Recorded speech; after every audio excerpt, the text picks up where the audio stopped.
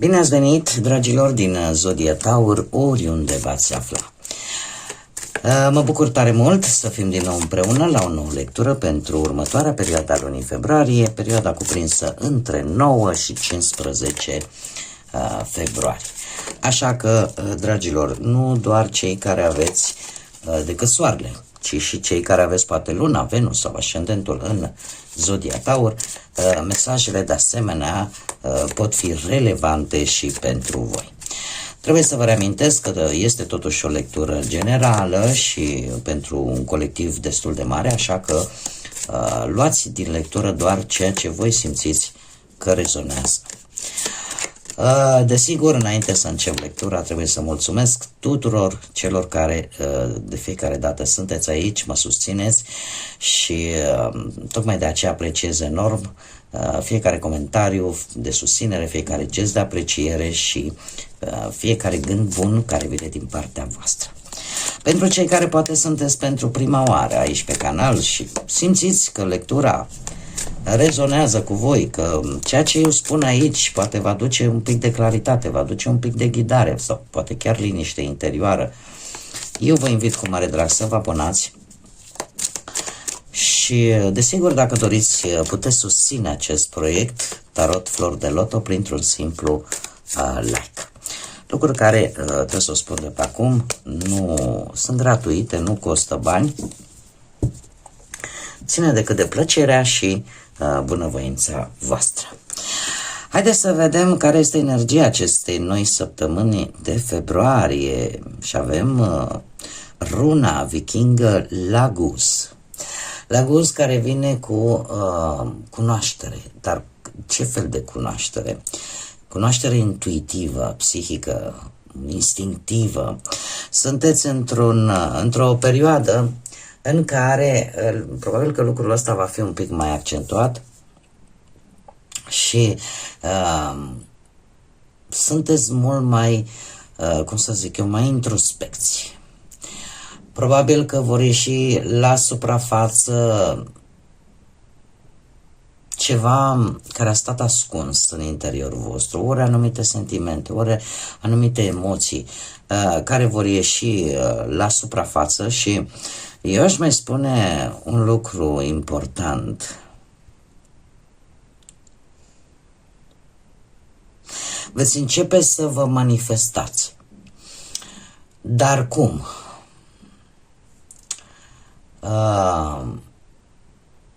Există o energie foarte yin, o energie feminină, chiar și dacă sunteți domni, să zicem, va fi principala energie pentru voi în această săptămână. Orică veți simți lucruri pe care nu le-ați simțit până acum, orică veți vedea lucruri pe care până acum poate n-ați reușit să le vedeți, chiar dacă ele erau, cum să spun eu, alții le puteau percepe, voi le percepeți în această săptămână. Și aș mai spune un lucru, veți avea un magnetism aparte, veți atrage privirea, veți atrage oamenii, veți avea așa ceva la nivel personal.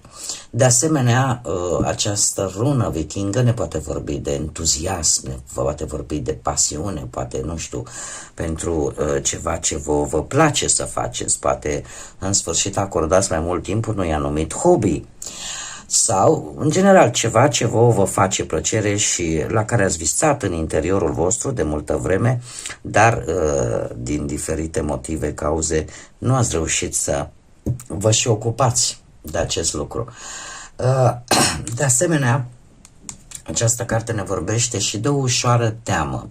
Teamă de a nu fi perceput vulnerabil sau voi să nu deveniți vulnerabili în fața celorlalți. Dacă sunteți așa un pic mai ați vrea să arătați lumii ceea ce țineați până acum decât pentru voi și nu știți cum o să fiți percepuți și de aici poate să vină un pic de îndoială, un pic de teamă, dar de asemenea putem vorbi și de speranță. Ceva, o conexiune mult mai bună cu voi, cu partea aia cea mai ascunsă a voastră. dar care, din câte văd eu, nu o să vă facă să vă pierdeți speranța că anumite lucruri se pot rezolva, așa că eu zic că nu este ceva rău și e o săptămână, așa cum am mai spus, în care chiar ar fi bine să vă ascultați instinctele, să vă ascultați intuiția sau chiar combinația foarte bine dintre instinct și intuiție. Ce că atunci când corpul vă spune ceva, încercați să-l ascultați. Haideți să mergem mai departe și să vedem ce ne spune și tarotul. Ce vine pentru dragii mei din Taur sau cu legături cu un Taur în săptămâna 9-15 februarie.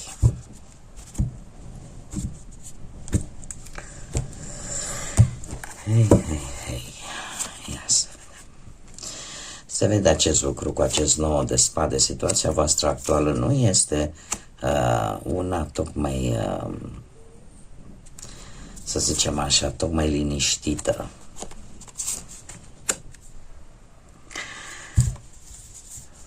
Da, și în mare parte e legată foarte mult, asta pot să vă spun, atât de partea sentimentală posibil, cât și de partea mentală.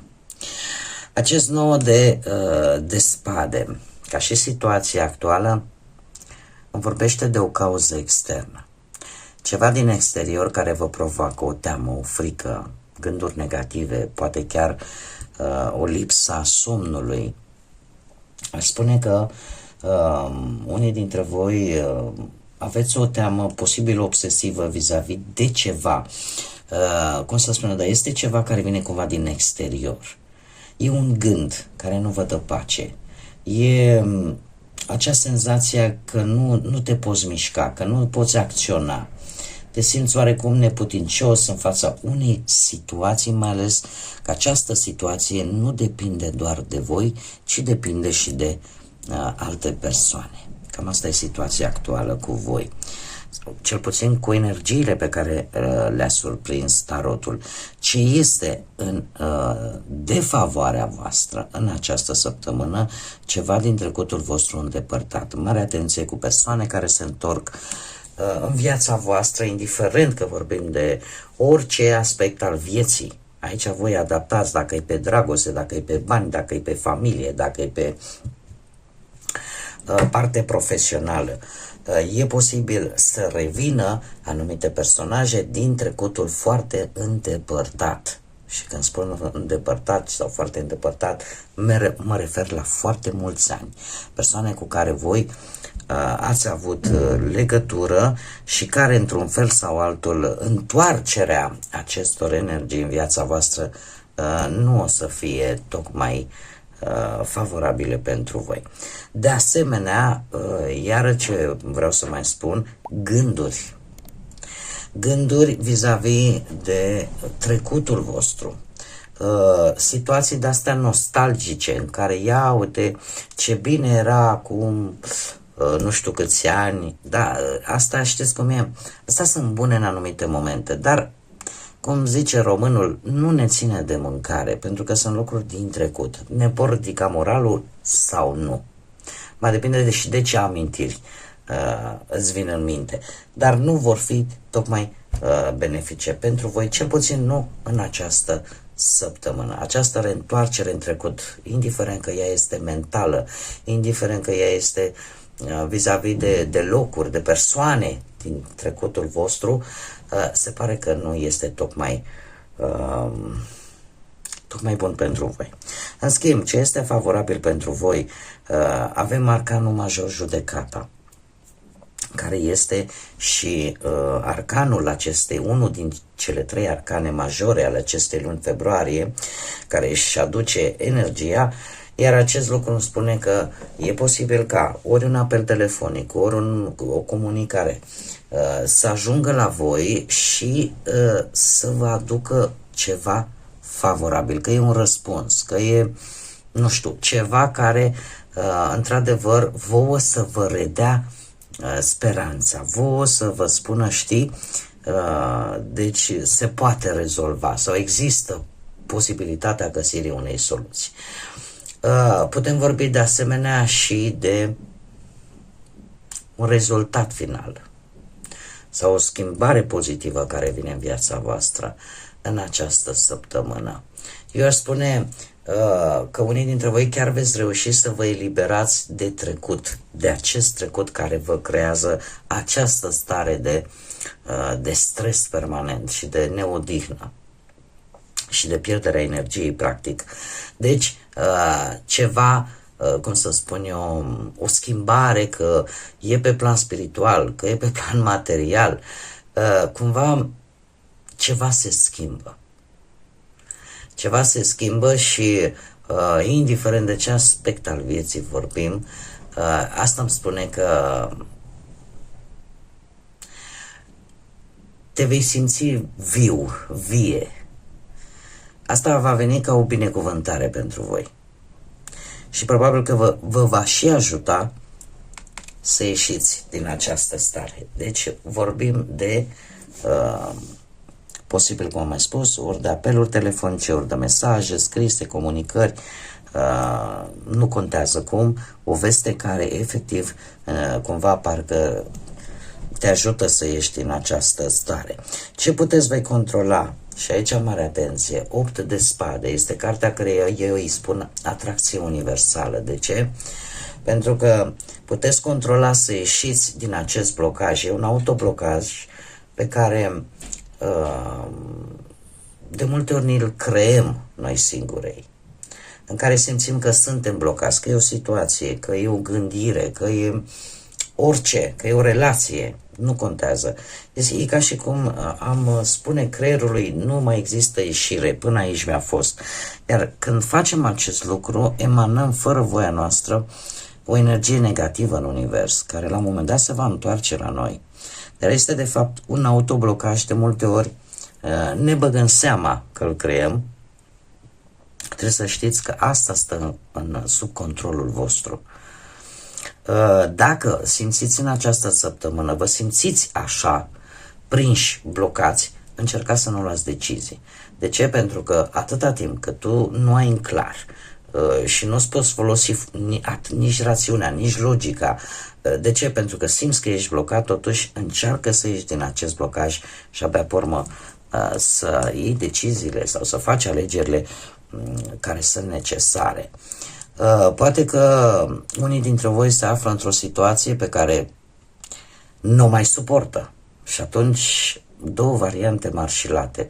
Ori schimbi ceva, ori pur și simplu continui să te autoblochezi, să suporți această situație. Deci puterea stă cumva la voi.